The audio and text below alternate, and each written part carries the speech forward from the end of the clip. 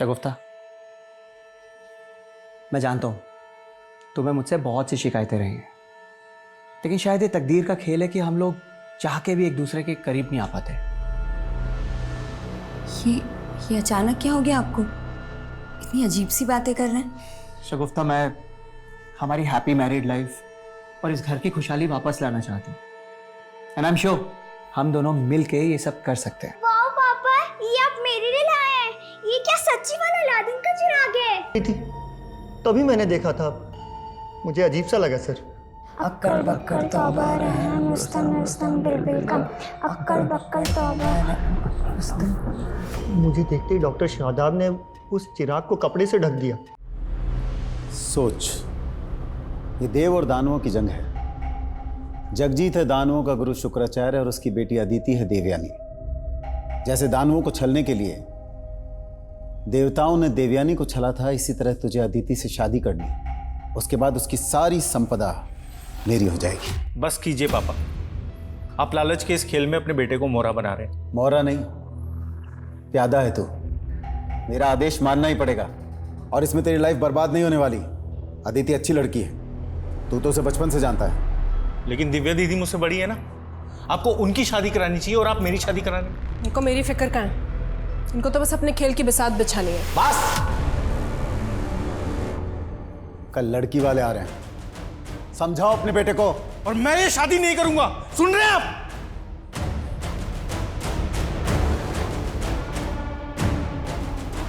तू क्यों यहाँ पर रहकर अपनी बेइज्जती सहन कर रही है? अगर कोई लड़का पसंद है तो भाग जा उसके साथ। ऐसे कैसे भागेगी तू? हाँ, बराबर का हिस्सा है तेरा सुदर्शन के घर और उसकी जायदाद पर। सुन, जब तक बंटवारा नहीं हो जाता तू वहीं जम के बैठी रहे। ऐसा करती हूँ मैं मर जाती हूँ जहर खा के, फिर मिल जाएगी ना शांति सबको। मरे तेरे दुश्मन, तू डर मत, मैं हूं ना तेरे साथ। हाँ, सिर्फ बंटवारे का हिस्सा बांटने के लिए। सबके सब मतलबी है, कोई भी नहीं समझ सकता मुझे। हम अपनी मर्जी से जन्म नहीं लेते, और जब से मैंने होश संभाला मुझे हमेशा यही लगा जैसे मैं कोई संतान नहीं, रेप चाइल्ड हूँ, जिसे ना अपनी मर्जी से जीने का हक है और ना ही मरने का।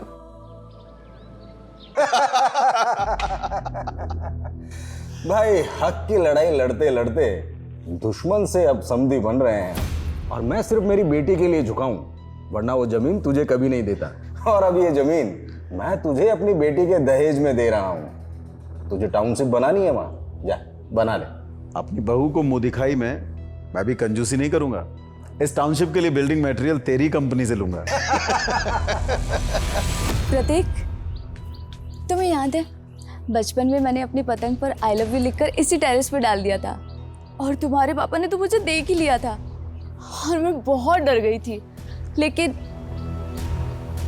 हेलो, मैं ही बोलती रहूंगी, तुम भी बोलोगे। बचपन से तो मैं कह रहा हूं, तुम कभी सुनती हो मेरी? I am not interested in you. Pratik, ये क्या बोल रहे हो तुम? तुम्हें पता है मैं तुमसे क्यों भागता हूं? क्योंकि मुझे लड़कियों में इंटरेस्ट नहीं है, मुझे लड़कों में इंटरेस्ट है। I am gay. तुम चाहती हो कि तुम्हें गे से शादी करो? बोलो। पापा, पापा, क्या हुआ बेटा? पापा, प्रतीक ने मुझे धोखा दिया है। पापा, प्रतीक ये क्या बोल रही हो अदिति? पापा, वो सच बोल रही है। मैं अदिति की लाइफ बर्बाद नहीं कर सकता हूँ। सुदर्शन, दुश्मनी निकालने के लिए गंदी चाल चल रहा है तू। जगजीत, ऐसी कोई बात नहीं है। अरे तेरे बेटे ने धोखा दिया है मेरी बेटी को। अदिति चल, इनकी तो मैं अब बैंड बजाऊंगा। चल अदिति। जगजीत, जगजीत,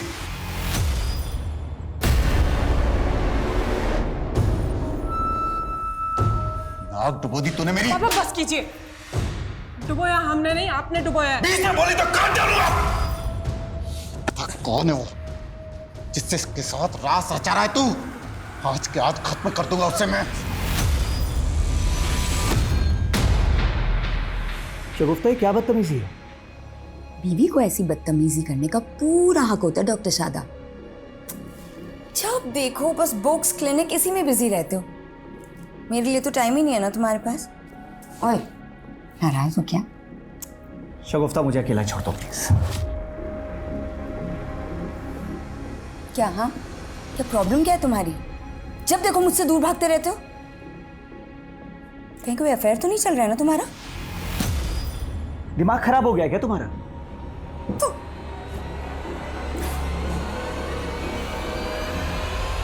पूरे मार्केट में हवा फैला दो कि सुदर्शन डिस्प्यूट प्रॉपर्टी के सौदे करता है। मुझे सुदर्शन को बर्बाद करना है, सुना तुमने? पापा, मुझे प्रतीक से शादी करनी है। मैं उसके बिना नहीं रह सकती। ये क्या कह रही हो तुम बेटा? तुम अब भी उस लड़के के साथ? पापा, हम उसका इलाज करवाएंगे ना। कई कंट्रीज में ना पापा उसका अभी भी इलाज होता है। और मेरा प्यार तो बेइलाज है ना पापा। मैं प्रतीक को नहीं खो सकती पापा। दीदी, यहाँ हमारे इमोशंस की कोई वैल्यू नहीं है। हम एक काम करते हैं, हम यहाँ से भाग चलते हैं। हम हमारे पेरेंट्स के गुनाहों की सजा भोगने के लिए ही पैदा हुए प्रतीक। हम अपनी किस्मत नहीं बदल सकते। नहीं दीदी, हमें अपनी किस्मत बदलनी है। मुझे ऐसे माँ बाप नहीं चाहिए।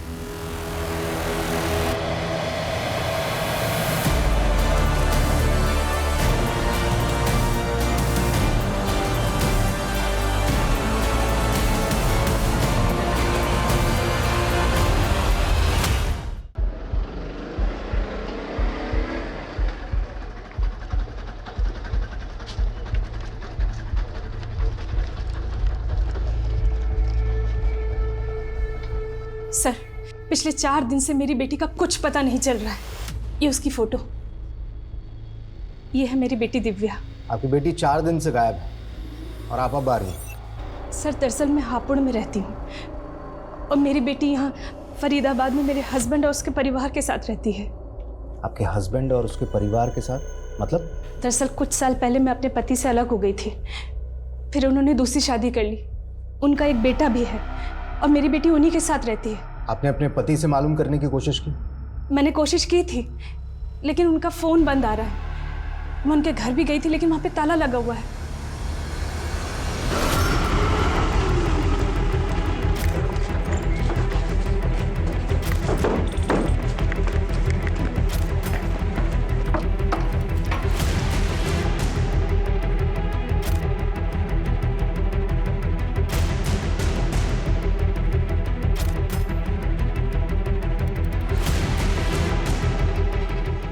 सर, अंदर कोई नहीं है। आसपास मालूम करो, शायद पड़ोसी जानते हो कुछ इस फैमिली के बारे में। सर, अच्छा, आपकी अपने पति से या बेटी से आखिरी बार बातचीत कब हुई थी? सर, हफ्ते भर पहले मेरी दिव्या से फ़ोन पे बात हुई थी।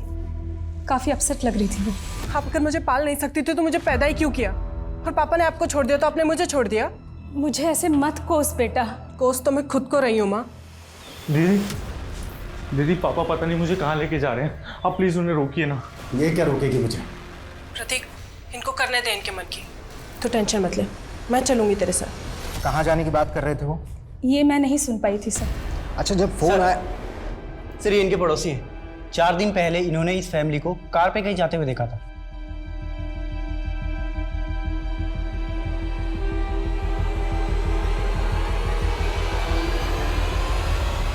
अच्छा, इस फैमिली के पास जो कार्स थी, आप उसके नंबर जानती हैं? नहीं सर, नंबर तो नहीं मालूम, लेकिन हाँ, मेरे पति के पास 2 कार है, एक उनकी और एक उनके बेटे की।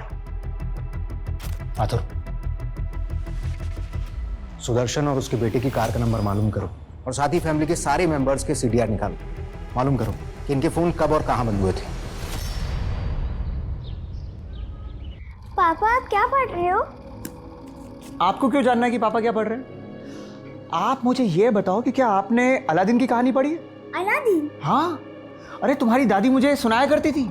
एक अलादीन था, उसका जादुई चिराग था, चिराग को घिसो प्रकट हो गया जी। जो हुक्म मेरे आका।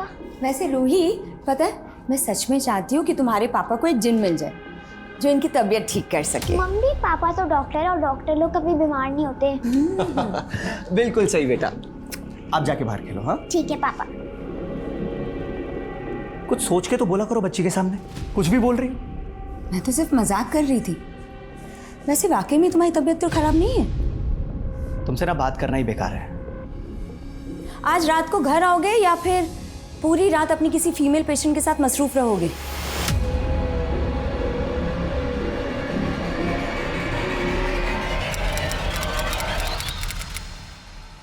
गाड़ी को अच्छे से चेक करो, देखो कुछ मिलता है क्या।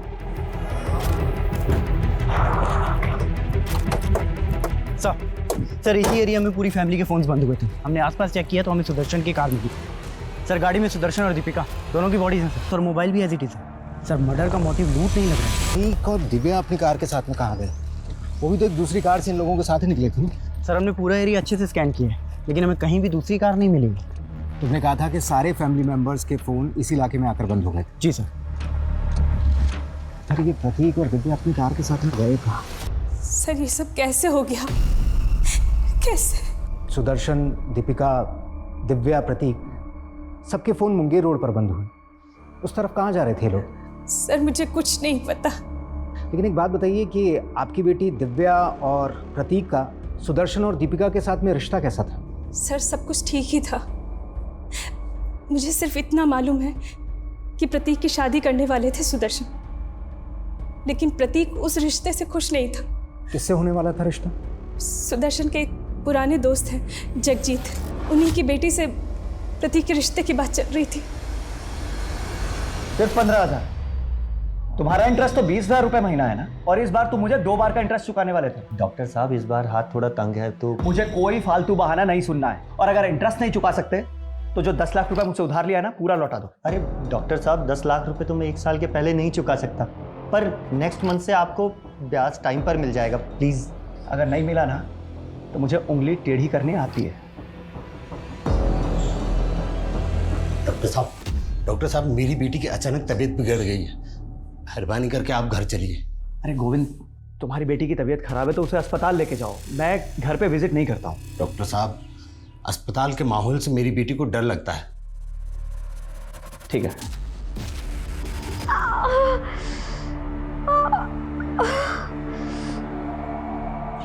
आइए डॉक्टर साहब।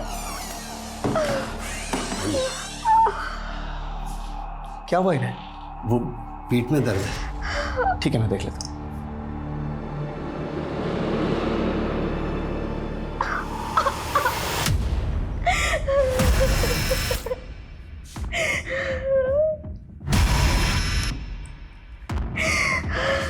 जरा सुनिए, सच सच बताइए क्या हुआ आपकी बेटी के साथ? कहीं वगैरह का मामला तो नहीं है? अरे नहीं नहीं डॉक्टर साहब, ऐसी कोई बात नहीं, वो लड़कियों वाली परेशानी। आप चेक तो कीजिए। देखिए हमें भी बहुत दुख है उस परिवार की मौत का, लेकिन आप सारी फैमिली की लाश नहीं मिली है अभी। दिव्या और प्रतीक गायब है। आपको क्या लगता है कहाँ हो सकते हो? जी हमें क्या मालूम, लेकिन हमें अच्छी तरीके से मालूम है आपकी और सुदर्शन की दोस्ती के बारे में। हमेशा से दुश्मन रहे हैं आप, और इस बार तो समधी बनकर भी समधी बन नहीं पाए। 36 का आंकड़ा 36 का ही रहा। आंकड़ा तो अपने बेटे से भी बिगड़ा हुआ था सुदर्शन का। उसकी पहली पत्नी की बेटी दिव्या, वो सिर्फ संपत्ति के खातिर अपने बाप के पास रहती थी। आपके लालच के बारे में भी पता चला है हमें। सुदर्शन के ना रहने से उसके बिजनेस के सारे क्लाइंट्स आपके हो जाएंगे, राइट? देखिए आप अपना खामाखा वक्त बर्बाद कर रहे हैं। हमारे वक्त की चिंता आप मत कीजिए, हमें आपकी बेटी से भी कुछ बातचीत करनी है। जी। तुम तो बचपन से ही प्रतीक को प्यार करती थी ना? जी, आई लव्ड हिम। और उसने आपसे शादी करने से इनकार कर दिया। बुरा तो लगा होगा आपको? सर वो मुझसे तो क्या, किसी भी लड़की से शादी नहीं करना चाहता था। क्यों? सर वो गे है और उसकी लाइफ में कोई लड़का है। सर आप भी बताइए, ऐसे लड़के से कौन लड़की शादी करना चाहेगी? कौन लड़का? आप जानती हैं उसे? वो मैं नहीं जानती।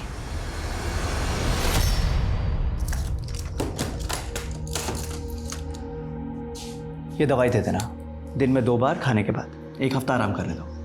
डॉक्टर साहब आपकी बड़ी मेहरबानी जो आपने मेरी बेटी को देखा। आपकी फीस? अरे फीस की कोई ज़रूरत नहीं। अरे नहीं नहीं डॉक्टर साहब, आपको खाली हाथ कैसे जाने दे सकता हूँ। पैसे तो है नहीं मेरे पास, लेकिन आप ये रख लीजिए। नहीं नहीं, ये मैं नहीं ले सकता।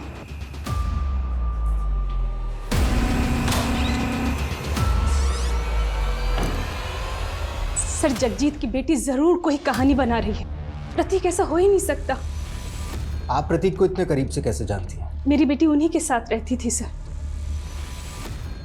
अगर ऐसा कुछ होता तो वो मुझे ज़रूर बताती। फिर तो आप अपनी बेटी को भी अच्छी तरीके से जानती हूँ। उसका कोई बॉयफ्रेंड वगैरह? नहीं सर।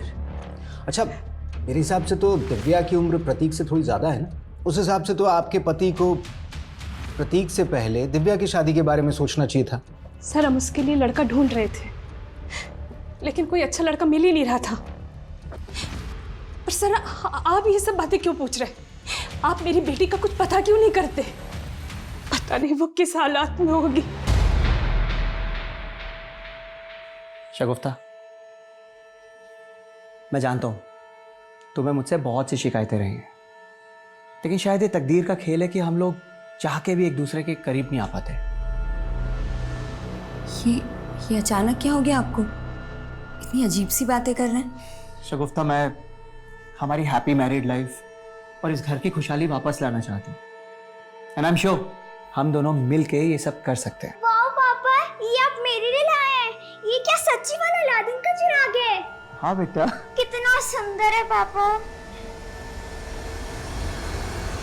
सर, पोस्टमार्टम रिपोर्ट के मुताबिक सुदर्शन और दीपिका और सर दोनों की हत्या उसी वक्त की गई थी जिस वक्त सभी फैमिली मेंबर्स के फोन मंगेर में बंद हुए थे। और उसी एरिया में उन लोगों की लाशें मिली और उस दिन सुबह पूरा परिवार एक साथ कहीं बाहर निकला था। सर, वो लोग कहाँ जा रहे थे इस बात का तो कोई आइडिया नहीं है। और ये प्रतीक और दिव्या, ये दोनों कहाँ गायब हो गए ये भी नहीं पता चल रहा है। अच्छा, लव अफेयर के एंगल में कुछ मिला?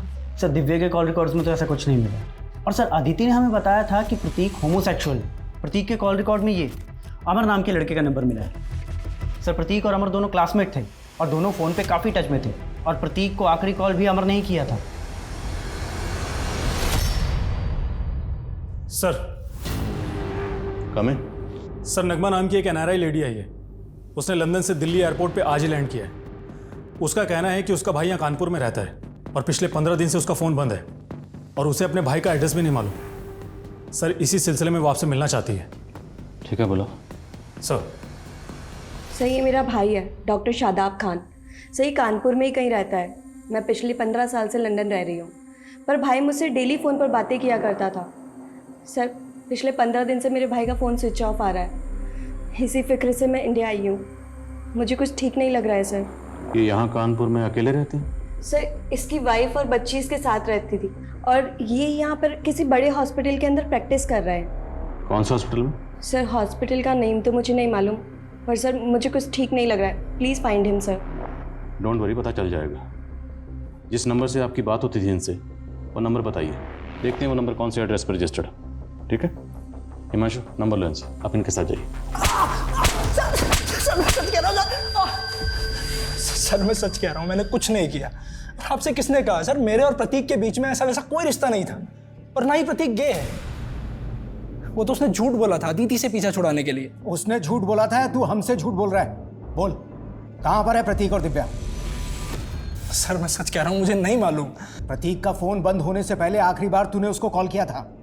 बता, क्या प्लानिंग चल रही है तुम्हारी? सर, हमारी कोई प्लानिंग नहीं चल रही थी। असल में प्लानिंग उसके पापा की चल रही थी। मेरे पापा पता नहीं मुझे कहाँ लेके जा रहे हैं। अरे मुझे तो डर ये लग रहा है कि कहीं वो मेरे और अदिति के फेरे ना करवा दें। वो रिश्ता तो टूट गया था। नहीं सर, अदिति को झूठ बोलने का भी कोई फायदा नहीं हुआ। वो बावजूद उसके प्रतीक से शादी करना चाहती थी। तो लड़की पागल थी सर प्रतीक के लिए, और प्रतीक के पापा उनको फायदे के सिवा और कुछ नहीं दिखता था। और अदिति के पापा, वो अदिति की खुशी के लिए कुछ भी कर सकते हैं। अदिति, कहाँ जा रही हो तुम? पापा, वो मैं कहीं जाने की जरूरत नहीं है। कुछ दिनों के लिए घर के भीतर रहो। चलो अंदर।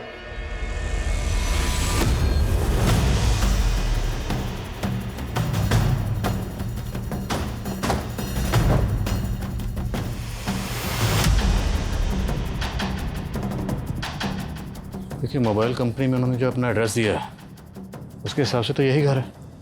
पर सर, यहाँ तो लॉक लगा हुआ है। देखिए, हो सकता है कुछ दिनों के लिए कानपुर से बाहर गए हों, क्योंकि गाड़ियाँ यहीं हैं उनकी। सर, भाई का फ़ोन पिछले 15 दिनों से स्विच ऑफ आ रहा है और ऐसा कभी नहीं हुआ। भाई ने इतने लंबे समय के लिए कभी फ़ोन बंद नहीं रखा अपना। सर, मुझे डर लग रहा है। प्लीज़ कुछ पता कीजिए ना सर। हिमांशु, जरा विंडो से देखो, चेक करो। सर,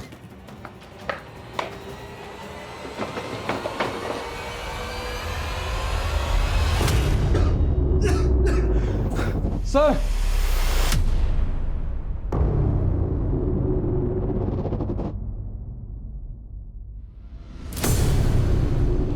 ताला तोड़ो।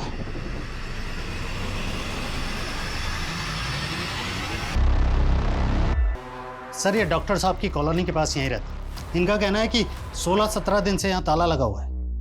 आप डॉक्टर शादाब को पर्सनली जानते थे? जी हाँ सर, वो मेरी बेटी का इलाज कर रहे थे। इसी सिलसिले में 16-17 दिन पहले उनसे मिलने आया था। उसके बाद से ताला लगा हुआ है। अच्छा, इनका किसी से कोई झगड़ा था? नहीं सर, वो तो बहुत ही नेक आदमी थे। मेरी बेटी की इलाज की फीस भी नहीं लेते थे।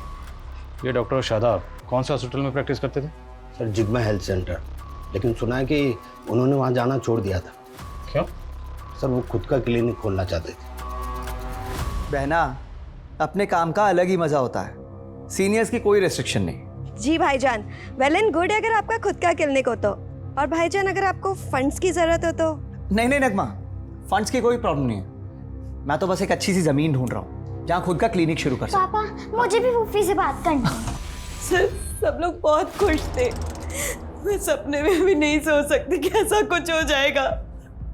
आपको किसी पर कुछ शक? सर मैं काफी टाइम से बाहर ही रह रही हूँ, मुझे यहाँ के बारे में कुछ नहीं पता। कोई बात नहीं, हम पता लगा लेंगे, आप बेफिक्र रहिए। हिमांशु, डॉक्टर शादाब यहाँ प्रैक्टिस करते थे, उस हॉस्पिटल में सबसे पूछताछ करो।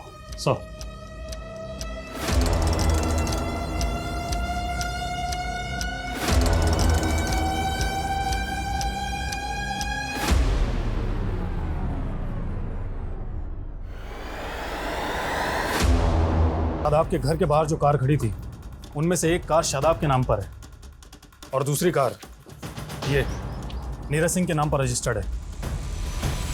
सर मैंने शादाब की बहन से भी पता किया, वो इस नीरज को नहीं जानती है। मैं इसके घर भी गया था सर, इसका घर बंद पड़ा है। सर कुछ भी पता नहीं चल पा रहा है कि आखिर ये नीरज गायब कहाँ हो गया। सर हो सकता है इस नीरज ने ही कांड किया हो और उसके बाद गायब हो गया हो। अगर ऐसा है तो ये अपनी कार इस तरह छोड़कर क्यों जाएगा? सर दरअसल इसकी कार स्टार्ट ही नहीं हो रही है। हो सकता है किसी वजह से इसकी कार खराब हो गई हो, जिसकी वजह से ये साथ में नहीं ले जा पाया। पता करो नीरज सिंह इस वक्त कहाँ है। सर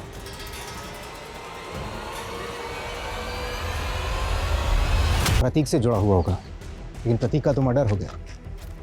तो क्या केस का एंगल दिव्या के गायब होने से जुड़ा हुआ है? ये नीरज सिंह की ट्रेडिंग करता है। बलिया की रक्स फैक्ट्री में इसका आना जाना है, लेकिन फिलहाल वहां से भी पता नहीं लग रहा आखिर वो कहाँ गायब हो गया। आखिर इन सारे कत्ल के पीछे कातिल का मकसद क्या था? ये नीरज सिंह जहां कहीं भी है पता लगा उसका। जी सर। सर कमें। सर डॉक्टर शादाब, उसकी बीवी और बेटी की पोस्टमार्टम रिपोर्ट। सर रिपोर्ट के मुताबिक इन तीनों की बॉडी में जो जहर इंजेक्ट किया गया, इस तरह का पॉइजन तो एनिमल मर्सी किलिंग के लिए इस्तेमाल होता है। तो मतलब ये काम किसी मेडिकल प्रोफेशन से जुड़े इंसान का हो सकता है। डॉक्टर शादाब खुद हार्ट सर्जन था, तो हो सकता है उसका अपने किसी कलीग से कोई इशू हो, या फिर ये काम किसी जानवरों के डॉक्टर का हो। लेकिन सर शादाब के कांटेक्ट में जानवरों के किसी डॉक्टर का पता नहीं चला, और 3 महीने पहले तक वो जिस हार्ट इंस्टीट्यूट में प्रैक्टिस कर रहा था वहाँ के स्टाफ से भी कोई क्लू नहीं मिला। फिर भी एक बार पूरे स्टाफ से दोबारा पूछताछ करो। और डॉक्टर शादाब की बहन ने बताया था कि डॉक्टर शादाब खुद का क्लिनिक खोलने वाला था। पता करो वो क्लिनिक के लिए कहाँ ज़मीन देख रहा था। हो सकता है कोई प्रॉपर्टी डिस्प्यूट का एंगल हो। सर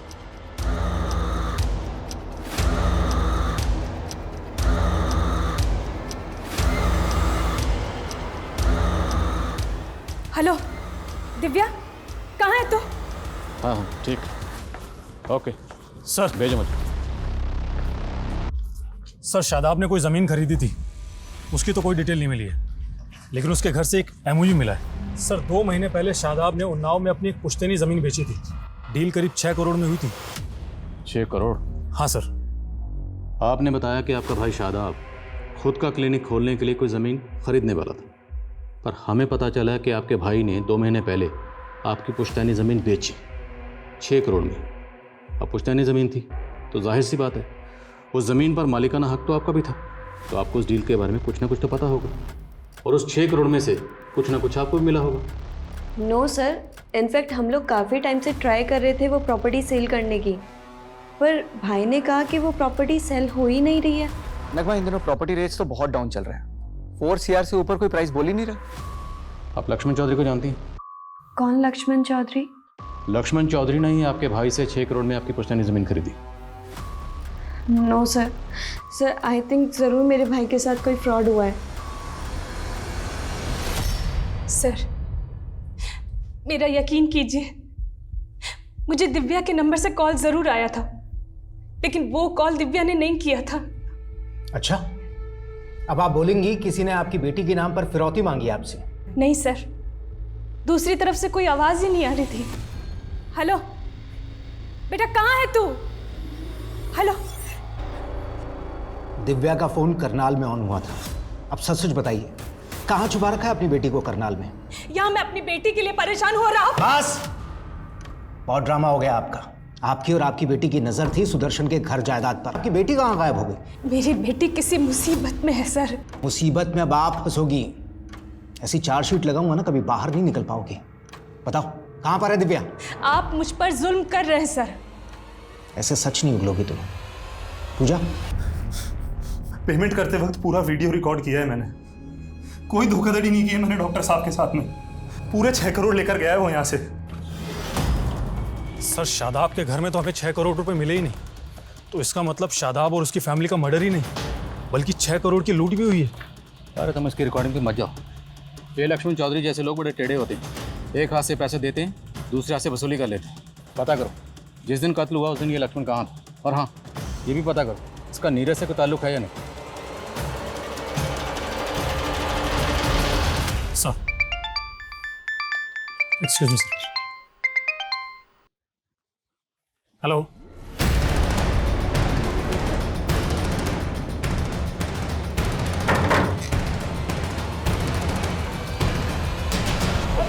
मैंने कुछ नहीं किया सर, मैं लक्ष्मण चौधरी को नहीं जानता और ना ही डॉक्टर शादाब और उनकी फैमिली के साथ में मैंने कुछ किया है सर। तूने कुछ नहीं किया तो अपनी गाड़ी डॉक्टर शादाब के घर पर छोड़कर भागा क्यों था?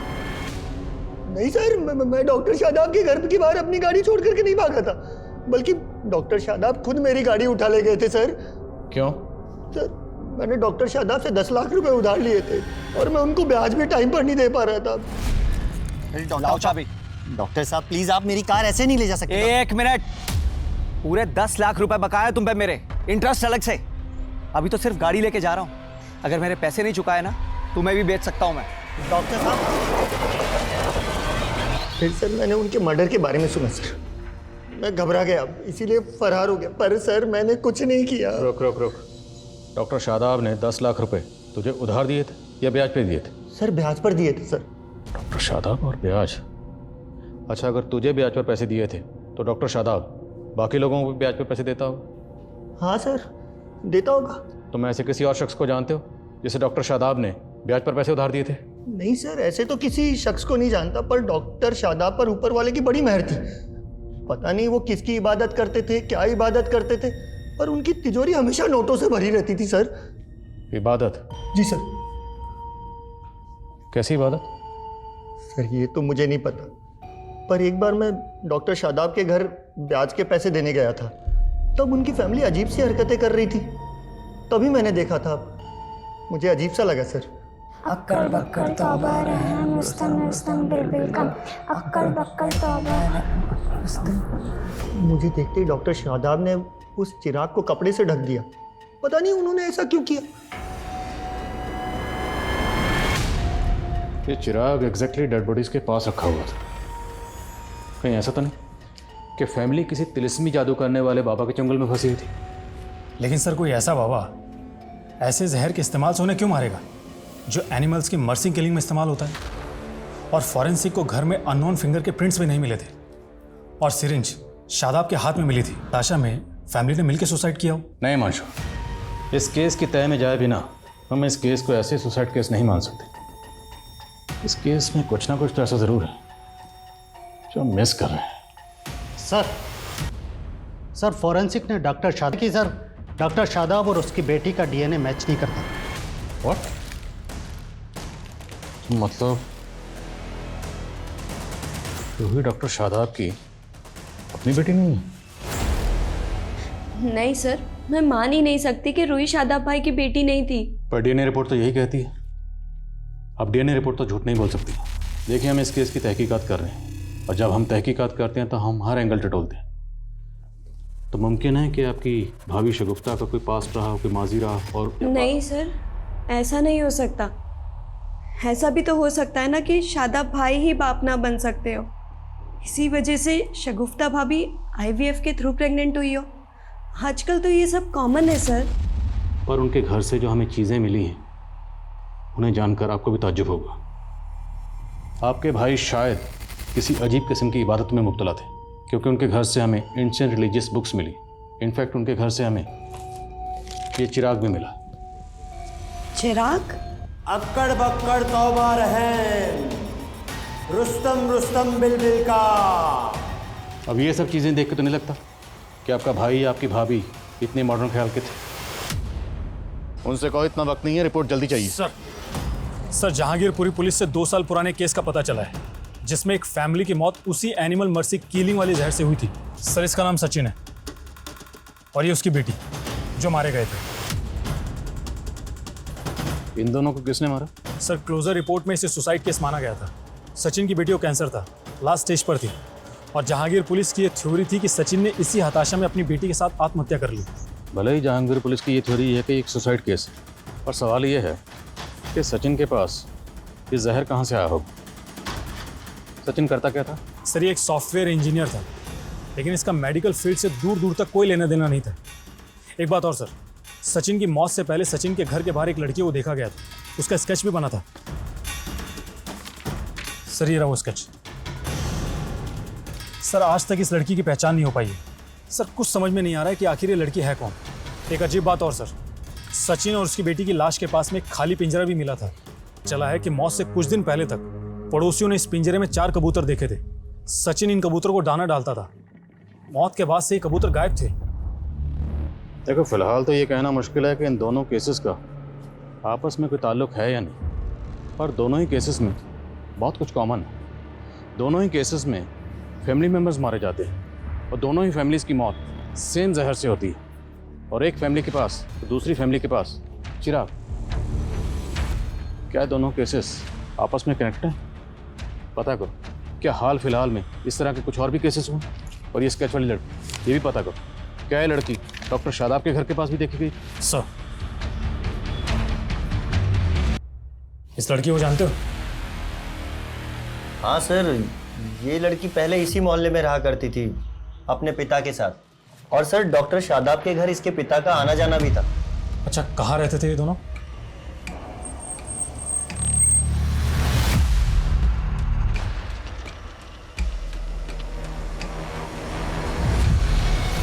सर गोविंद और उसकी बेटी उस घर में किराए पे रहते थे, लेकिन अब वो घर खाली करके चले गए हैं। ये तो वही आदमी है ना जिसने हमें बयान दिया था। आप डॉक्टर शादाब को पर्सनली जानते थे? जी हाँ सर, वो मेरी बेटी का इलाज कर रहे थे। हाँ सर। सर ज़रूर पहुंचे हुए लोग लगते हैं, और इनके एग्रीमेंट में जो नेटिव एड्रेस लिखा है वो भी फेक है। मुझे लगता है दोनों बाप बेटी बहुत बड़े फ्रॉड है। इन दोनों ने मिलकर सचिन, इन दोनों के लिए लुकआउट नोटिस जारी करवाओ और पता लगाओ क्या इन दोनों का कोई क्रिमिनल रिकॉर्ड है। और ये रिसेंटली यहाँ से भागे, तो रेलवे स्टेशन, बस स्टैंड, सब जगह पता लगाओ, फाइंड आउट कि यहाँ से भागकर या आखिर कहाँ गए। सर कोई कॉम्प्लिकेशंस नहीं होंगे अरुण, सिंपल सा प्रोसेस है। तुम एरा से शादी कर लेना, फिर तुम्हें यूएस का ग्रीन कार्ड मिल जाएगा। 2 साल बाद एरा तुम्हें डाइवोर्स दे देगी। और वैसे भी एरा से तुम्हारी चैटिंग हम करवा चुके हैं। वो सब तो ठीक है, लेकिन ईरा से शादी करने के लिए तो यूएस जाना होगा, और यूएस का तो टूरिस्ट वीज़ा भी बहुत मुश्किल से लगता है। उसका भी सोल्यूशन है हमारे पास।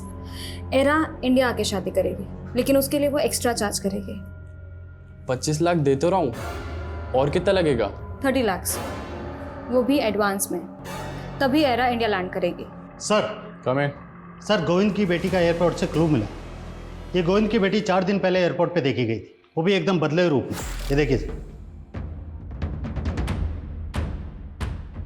एयरपोर्ट पे ये अकेली थी? जी सर। और हाँ सर, मैंने पता किया, इसने दिल्ली की फ्लाइट ली थी। बेटी अगर फ्लाइट पकड़ के दिल्ली गई है तो बाप कहाँ गायब हुआ? इसकी टिकट बुकिंग की डिटेल लिख लो। Yes sir.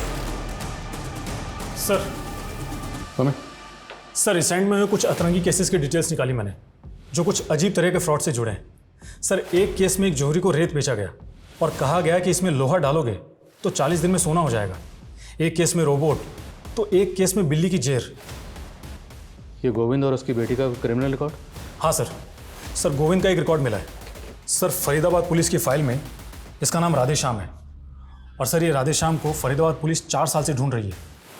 और फरीदाबाद में ये एक फैमिली में ड्राइवर था, तब ये वहाँ नया नया काम पर लगा था, इसलिए फरीदाबाद पुलिस को इसके बारे में कुछ भी पता नहीं चला।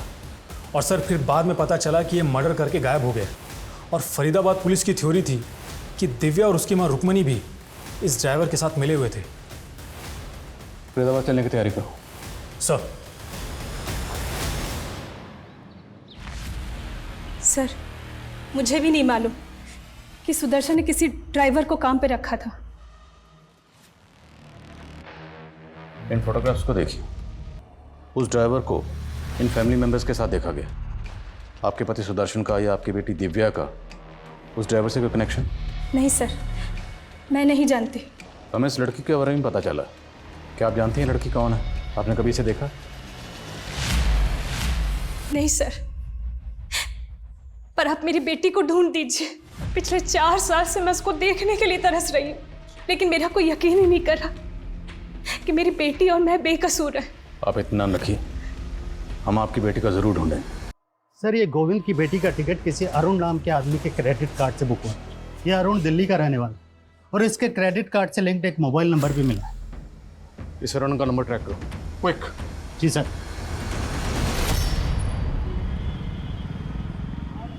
ये लो तुम्हारे 30 लाख रुपए, और परसों की परसों शादी करके मुझे यूएस निकलना है ईरा के साथ। डोंट वरी, एरा कल शाम तक आ जाएगी इंडिया। सोच लो कि तुम्हें ग्रीन कार्ड मिल गया यूएस का।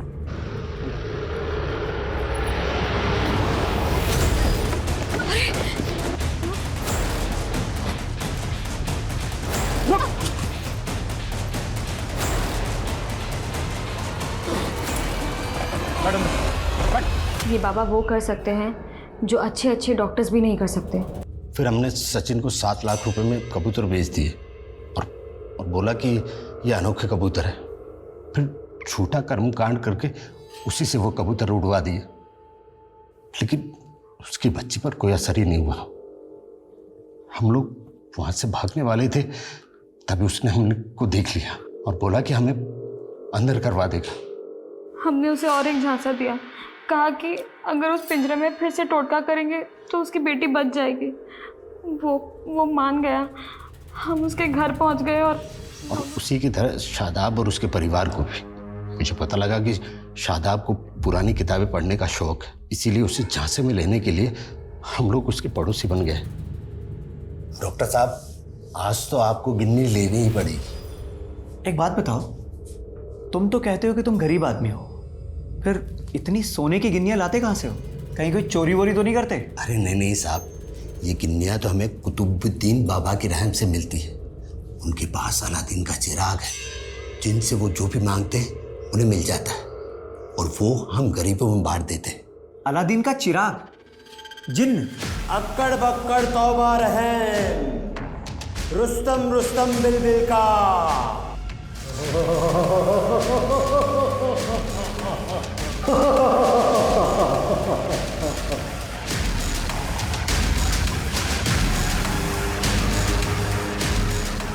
हमने सिर्फ ड्रामा रचा था, लेकिन शादाब ने सच मान लिया और वो बोला कि चिराग उसे चाहिए। फिर हम लोगों ने उसे 6 करोड़ में वो चिराग दे दिया, लेकिन सर उसका चिराग से जल्दी मोह भंग हो गया। तुमने मुझे चीट किया है। कोई जिन बिन नहीं निकलता तुम्हारे चिराग में से। अरे डॉक्टर साहब, अभी 11 दिन ही तो है, 40 दिन की इबादत तो पूरी कीजिए।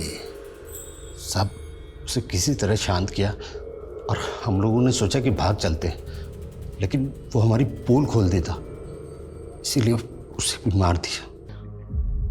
वो सर एक बार जानवरों के डॉक्टर को ठगा था, वहीं से इंतजाम हो गया था। तो 4 साल पहले सुदर्शन और उसकी फैमिली को भी इसी तरह से तुम लोगों ने? नहीं साहब, उस वक्त तो हम लोग कच्चे थे, लेकिन जालसाजी तब भी करते थे। सब मुझे पता लगा कि सुदर्शन का बेटा गे था। मुझे प्रतीक से शादी करनी है, मैं उसके बिना नहीं रह सकती। पापा हम उसका इलाज करवाएंगे ना, कई कंट्रीज में ना पापा उसका अभी भी इलाज होता है। मैंने इसी चीज का फायदा उठाकर उसे बाबा जी के बारे में बताया। बोला ऐसी पूजा कर देंगे कि आपका बेटा बिल्कुल ठीक हो जाएगा, वो गे नहीं रहेगा। हमने भोला को बाबा बनाकर सुदर्शन से मिला दिया और बोला कि पूजा के लिए 2.5 लाख रुपए लगेंगे। और सर उस दिन जब हम पूजा के लिए जा रहे थे तो मैंने रास्ते में गाड़ी रोकी और 2.5 लाख रुपए के लिए उन सबको मार डाला। क्या हुआ? उसके बाद दिव्या के साथ क्या किया? फिर अच्छा दाम मिलने पे उसको बेच डाला। दिव्या कहाँ है? बोलो।